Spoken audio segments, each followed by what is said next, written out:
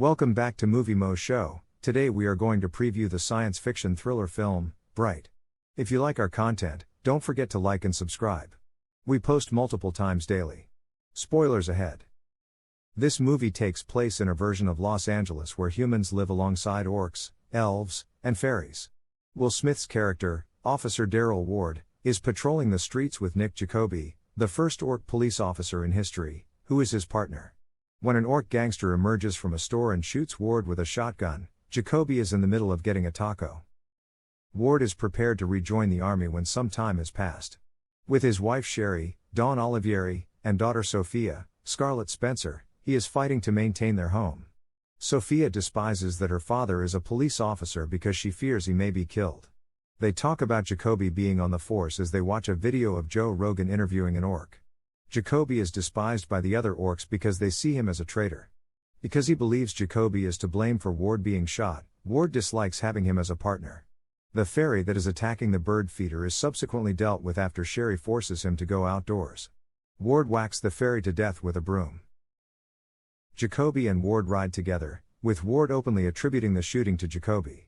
They arrive at work after passing through the affluent Elfdown area, where a few corrupt police officers, Pollard, Ike Baron-Holtz, Hicks, Matt Gerald, and Brown, Joseph Picairo, make fun of Jacoby when he isn't present. Ward objects to Sergeant Ching, Margaret Cho, when she orders him to spend the day on patrol with Jacoby, but she is uninterested in his complaints. To deal with the disruption, Ward and Jacoby travel downtown and meet with Sheriff Rodriguez, Jay Hernandez. Serling, Chris Browning, a lunatic, is talking nonsense and flailing a sword around. Serling complies and is arrested as the officers prepare to use their weapons. Serling throws up in the back of the car on the way back to the precinct before speaking Orcish to Jacoby and tells him to remember the old ways and how he has been selected by a prophesy and that Ward is blessed. He also claims to have a message from a group called the Shield of Light. Later, Captain Perez, Andrea Nevedo, and two other soldiers, Yamahara, Kenneth Choi, and Arkashian, Bobby Naderi, approach Ward and demand that he videotape Jacoby confessing to letting Ward's shooter escape. Candemir, Edgar Ramirez, an elf FBI agent, and his companion Montague, Happy Anderson, question Serling. The agents question Serling about his knowledge of Layla, Numi Rapace, and Tika, Lucy Fry, two elf sisters. Serling is aware that Layla is a dark elf who belongs to the Inferni clan and seeks to bring back the Dark Lord, an evil force that the Nine Armies vanquished 2,000 years ago. Layla and her goons want to bring him back so they can use 3 magic wands to cast darkness upon the globe. Due to the fact that Layla is bright, she can use a wand without it harming her.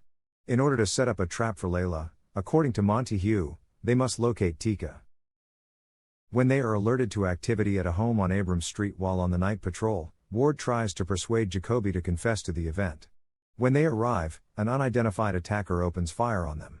The attacker is killed by the police after a gunfight. When they enter the residence, they discover dead victims, some of which appear to have been burned alive. The police discover Tika, who is holding the wand. Regarding the wand, Ward summons Chang and the other police officers. They demand Ward to assist them in killing Jacoby so they can have the wand for themselves, or else he will also perish. Prior to starting the job outside, Ward questions Jacoby about what truly happened when he was shot while holding him at gunpoint. Jacoby acknowledges that he did allow the shooter to escape, but only because he got lost in the mob. He believed he had the man in an alleyway trapped, but it was merely a young orc spray painting a building. Jacoby allowed the child to escape via a fire escape since he knew the human officers would shoot him dead right away.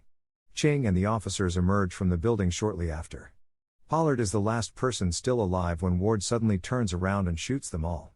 Jacoby tries to take Ward into custody until a gang lead by the wheelchair-bound Poison, Enrique Murciano, approaches them. Poison knows about the wand and wants it for himself so he can start walking once more. As the thugs begin their assault, Ward and Jacoby kidnap Tika and get into their vehicle. The criminals pursue the officers as they drive away. They are being shot at by the criminals, but Ward and Jacoby are able to repel most of the bullets. They locate a location to temporarily hide out until additional criminals come for them. When one of them discovers the wand and reaches for it, it makes him explode and kill everyone nearby. When Layla and her henchmen get to the Abrams residence, they discover Pollard dead before Layla can finish the deed. She then discovers Larica, Nadia Gray, another Inferni elf, who is affixed to the walls. She slices Lerica's throat after telling Layla that Tika escaped with the wand. The elves then stumble upon a family, which they kill to learn more about where the wand is.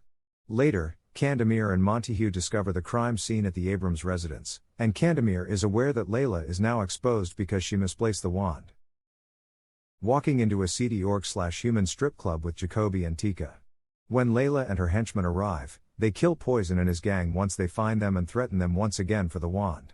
The group must flee once more after another gunfight occurs. They find a spot to hide when they enter a neighboring convenience shop. Ward and Jacoby talk about their relationship in the restroom while they are attending to their wounds. Jacoby had before said he wished he were like Ward since he regards Ward as fearless, but Ward doesn't view them as friends and does advise him not to want to be like him. Rodriguez arrives at the shop after learning that Ward killed the police officers. Given that he is already being suspected by everyone, he commands Ward to handcuff Jacoby, who complies. The elves then drive up and crash through the store, shooting at the police, and Rodriguez is then shot dead. The trio retaliate by firing at the elves before escaping. A group of orc thugs from the Fogteeth clan later discover the trio. They are assaulted and hauled to a church that acts as their hiding place after Ward mocks them. They are delivered by the orcs to Dorgu, their leader, Brad William Henke. He mocks Jacoby for being unblooded, recognized by the other orcs as one of their own, and he also wants the wand. Dorgu issues the death warrant for the officers after they refuse to hand over the wand. Ward and Jacoby are taken by the guards to a hole, where Dorgu instructs his son Mikey, Brandon Laraquente, to kill Jacoby. Because Mikey is the young orc that Jacoby let escape, he is unable to bring himself to do so. Dorgu shoots Jacoby and lets his body fall into the pit before allowing Mikey to return home. Then Tika takes out the wand and raises Jacoby's body up while raising him from the dead. The other orcs are shocked and bow down to Jacoby because they think he is the one the prophesy was referring to. The trio then departs. After realizing she can trust Ward and Jacoby, Tika then uses her first English words. Layla had dispatched Lerica to kill her since she knew she planned to bring back the Dark Lord, but Tika stole the wand for herself, according to her explanation. She paid a price for using the wand, and now it's killing her. She offers to take them to a pool back at the Abrams home in exchange for the Shield of Light's assistance. Layla is brought back to the house by Ward and Jacoby. The Dark Elves, led by Layla, arrive and engage the police in combat. Jacoby looks to have shot Layla dead after Ward and Jacoby successfully slay the elves. Tika is then brought to a pool beneath a tree, but Layla later reappears, still alive. When she reaches for the wand, Ward takes it in his own hands. He does not burst when it begins to light, indicating that he is a bright. When Ward uses a war word that Tika gave him to conduct a spell, Layla is blasted to pieces. Authorities leave and arrive just as they see the explosion. Jacoby and Ward search for Tika, but they can't find her. Candemir and Montague approach the officers as they are in the hospital. Ward disputes that a wand ever existed and that criminals were responsible for the murder of the dishonest cops, despite Jacoby's best efforts to explain what transpired. Ward and Jacoby are honored for their bravery in the climactic climax. In addition to Rodriguez, Pollard, Brown, Hicks, and Ching are also recognized, which Ward despises. Jacoby advises him to go on because, at least, they are aware of the reality. Ward is being supported by Sherry and Sophia, and he and Jacoby both observe Tika going through the crowd and grinning at them. Thank you for watching and don't forget to like and subscribe.